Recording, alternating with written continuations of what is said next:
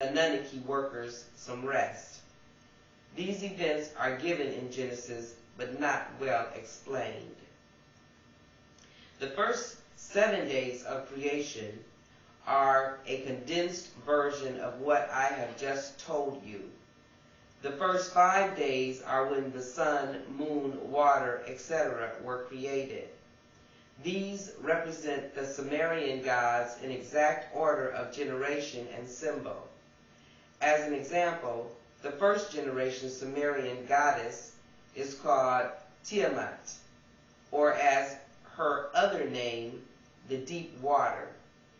The first creation is of the deep, and the separation of its waters. The sixth generation god was Marduk. He ordered creation of man to give the Anunnaki rest. The 6th day, Marduk, in Genesis, man was created. On the 7th day, God, Anunnaki, rested. It is the same, but told in a different way to confuse you and to keep you from the truth. You're familiar, I'm sure, with the story of a snake tempting mankind. The snake is a symbol found all over the world. Today, abductees see a symbol of an upside-down triangle and 2 snakes wrapped around each other inside the triangle. There is an ancient medical symbol that consists of 2 snakes wrapped around each other with a flying disc at the top. The Sumerian goddess who created the Adamu is shown with 2 snakes. The snake is in Genesis. What does this all mean? Get ready to have your eyes open for the first time. Remember what is going on now and back then.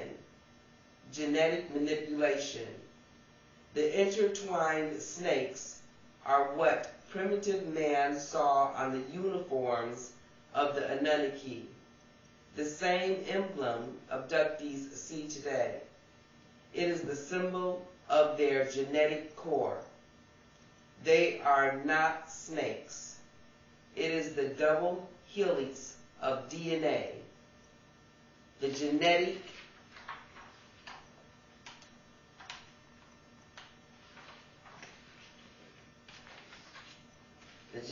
code. Thousands of years ago, man did not know about genetics and DNA. The helix symbol to them and to the abductees today look like snakes. The medical sign has the snakes and a winged disc. DNA and a flying disc. You can't get any plainer than this. The snake gave the power of knowledge to man. In biblical terms, to have knowledge of someone is to engage in reproduction. He knew his wife, and she bore a son. The snake gave man the power to reproduce. This was considered a sin by some. Had they left the Adamu unable to reproduce on their own, then by not making more, they could end their deeds. Instead, they modified the Adamu further, and the rest, as they say, is history. What happened after this will be told in the Way 3. Peace be with you all. And that is chapter 1 of the Way.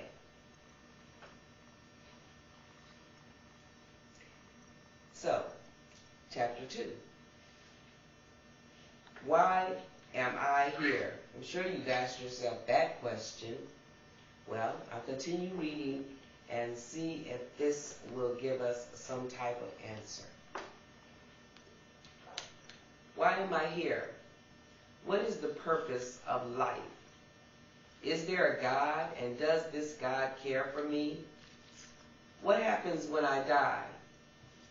Why is there so much pain in the world? How do I change the world into a better place? Are there no answers? Yes.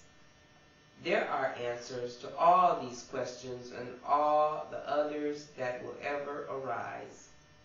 The first step is to believe in your own capacity to find them. The second is to become as a child in spirit as well as mind. As children, the world is a place filled with wonder, each day bringing new knowledge and the anticipation of things yet learned. It is this same desire that you must place in your hearts. If you can accept these two truths, then you will have taken the first step in finding your own way. What is the way? The way is a path you choose to guide you back to where it all began, back to the One. The One is the source of all life in the universe. There are only two forces in the universe, creation and destruction. The universe and all matter in it goes from a high order to a low order. Life goes from a low order to a high order. The universe destroys, life creates. The one is this creation force at its highest level. The goal of all life is to create, and by the act of creating, become as one. You, as a life form, are part of all the life in the universe. You started out at the lowest rung of the ladder and have worked your way up. It is now time for you to realize and accept your own role in the plan of creation. You are capable of creating and are therefore a creator. You are not the one, but part of the one in all life. Your goal is to begin at the bottom, reach the top, and then return with that knowledge and experience back to the one. This process unfolds over the lifetime of a world and is both of a spiritual and physical nature. The life force that resides in a physical form is enlarged and matured over the course of many lifetimes, starting at the single cell level. A life form will progress upwardly through increasingly complex biological containers in a process of birth, death, and rebirth. It is the evolutionary process of all life, and all life is bound by this law of the one.